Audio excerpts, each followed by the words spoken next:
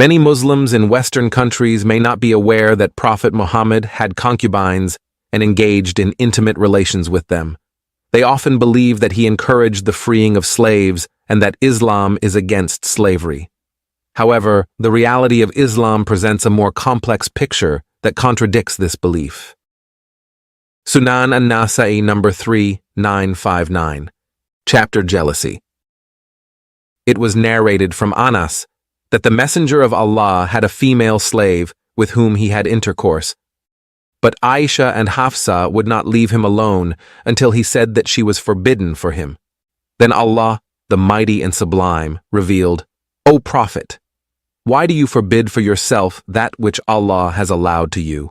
This hadith suggests that Prophet Muhammad not only engaged in the practice of enslaving women, but also had intimate relations with them, which caused feelings of anger and jealousy in Aishah and Hafsah.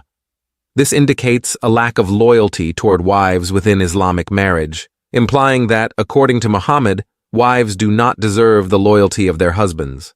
Prophet Muhammad not only taught Muslims to enslave women, he also allowed Muslims to sell their female slaves in slave markets. Sunan Ibn Majah 2517.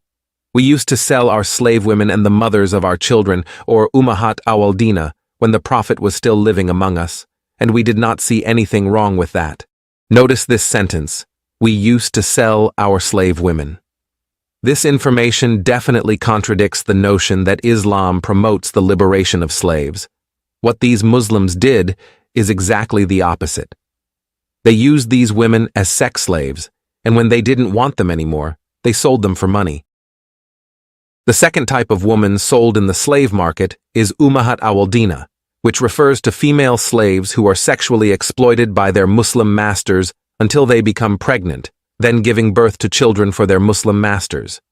However, the Muslim master heartlessly sells this woman in the slave market even though she is the mother of his own children.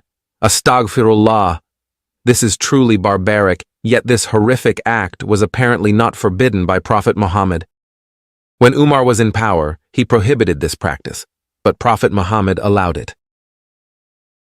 Islam legalizes the enslavement of women, treating them as sex objects, using their bodies to bear children, and then, when they are no longer needed, selling them off in the slave market. Such vile teachings clearly come from Satan, who hates human beings, especially women.